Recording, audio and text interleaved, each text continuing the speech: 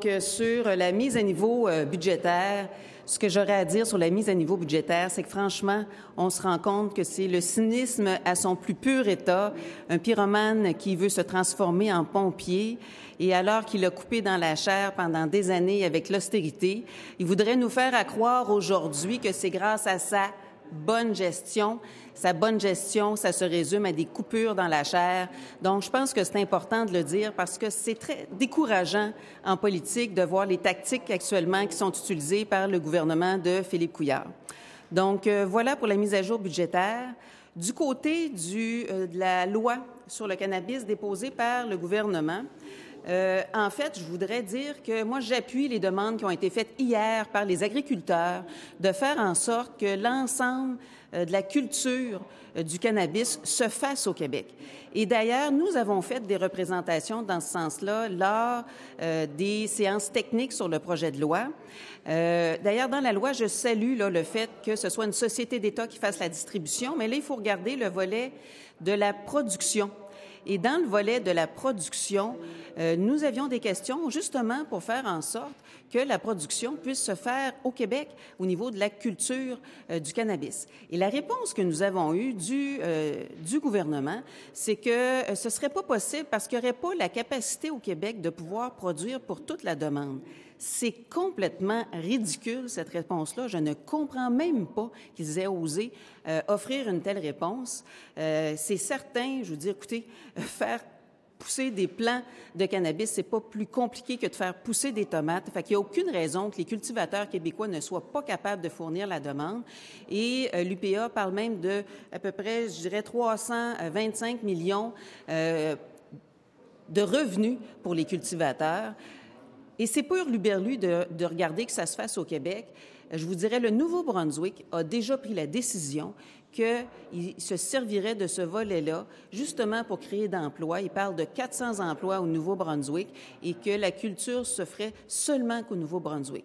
Donc, ce serait seulement que des fournisseurs du Nouveau-Brunswick qui pourraient fournir pour la demande du Nouveau-Brunswick.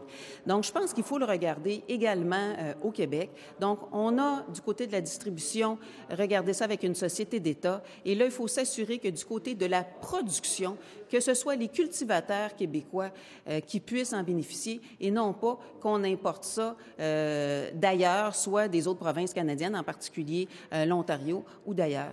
Donc, je pense que ça, c'est un élément très important. Et finalement, je voudrais vous parler, j'aurai l'occasion de déposer une motion aujourd'hui à l'Assemblée nationale, donc une motion pour mettre fin au bilinguisme institutionnel. Puis c'est assez simple. Et normalement, là, ça devrait se faire parce que c'est la loi 104 qui a été adoptée à l'unanimité le 12 juin 2002. D'ailleurs, il y a encore des députés qui étaient présents en 2002, présents à l'époque, qui sont avec nous aujourd'hui. Il y en a 5 du côté du Parti libéral, donc du côté gouvernemental. Il y en a 3 du côté du Parti québécois et 1 du côté de la CAQ, donc qui ont appuyé cette demande-là. Et c'est de faire en sorte que dans la Charte de la langue française, on puisse mettre en vigueur l'article 1 de la loi 104 qui fait en sorte que les communications écrites avec les personnes morales, et je parle bien avec les personnes morales qui sont établies au Québec, se fassent uniquement dans la langue officielle. Donc, c'est tout à fait normal. Il y a une seule langue officielle au Québec, c'est le français, et c'est tout à fait normal que le gouvernement du Québec fonctionne en français avec l'ensemble des institutions, des entreprises qui sont localisées ici au Québec. Suite au dévoilement de la mise à jour économique et financière hier, estimez-vous que les baisses d'impôts qui ont été annoncées et des réinvestissements dans les services publics vous enlèvent des munitions, vous, comme chef du Bloc québécois à Ottawa, pour aller dénoncer le déséquilibre fiscal entre Ottawa et Québec? Ben non, pas du tout, parce que le déséquilibre fiscal il est lié aux 50 milliards qu'on envoie année après année au gouvernement du Canada.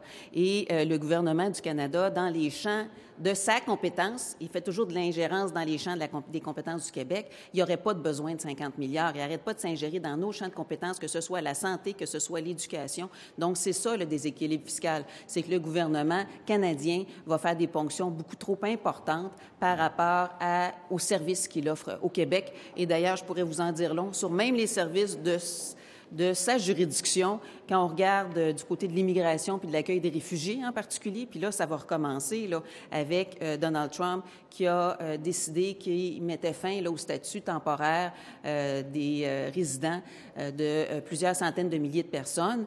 Donc, on va recommencer à avoir des gens à la frontière et on le voit là que le gouvernement canadien est complètement dépassé, ne met pas les investissements nécessaires et c'est au gouvernement du Québec à payer pour sa négligence. Ça, c'est vraiment inacceptable. Le jour où le gouvernement du Québec accumule des surplus budgétaires, tandis qu'à Ottawa, on est dans un cycle de déficit présentement, c'est pas...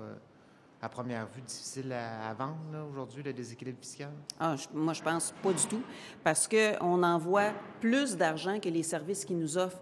Après ça, que chacun des gouvernements décide de sa façon de gérer, c'est une autre histoire, mais c'est la ponction qui est plus importante que les services qu'on reçoit. Donc, c'est clairement le déséquilibre fiscal est là et s'amplifie là, d'année en année à cause de la ponction qui est faite, qui est trop grande par rapport aux services rendus.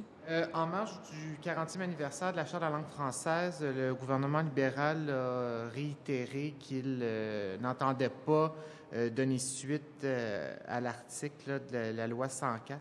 Article 1. Oui, c'est ça.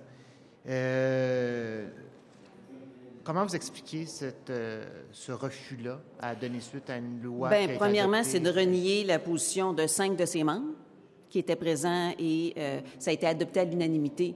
Donc, ils l'ont appuyé. Fait que c'est de renier leur parole parce que je ne sais pas pourquoi. Et c'est un peu un mépris envers la langue française qu'on voit du gouvernement libéral actuellement au Québec. Et c'est pas normal, leur position.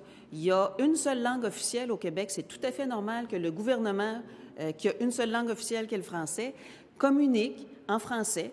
D'ailleurs, comme en Allemagne, ils communiquent en allemand, comme en Norvège, ils communiquent en norvégien avec les institutions de la Norvège puis avec les entreprises de la Norvège. Donc, ce serait juste normal qu'ils votent pour ça et j'espère qu'ils vont l'appuyer, étant donné qu'il y a 5 de leurs membres qui étaient présents et que ça a été adopté à l'unanimité et qui ne renieront pas leur parole de 2002. C'était Jean Charest qui était chef à l'époque, donc j'espère qu'ils ne renieront pas la parole du Parti libéral de 2002.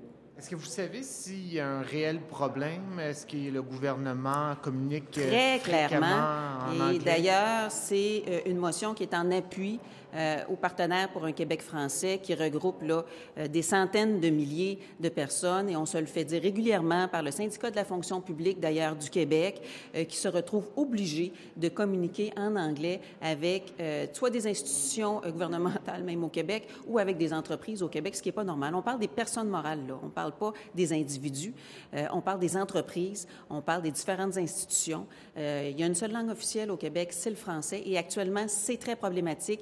Il y a un bilinguisme institutionnel qui augmente et ça donne un très mauvais message et ça l'oblige aussi, plusieurs employés de l'État, à devoir être bilingues. Donc, on amplifie le bilinguisme au détriment du français, mais le bilinguisme institutionnel. Donc, il n'y a aucune raison.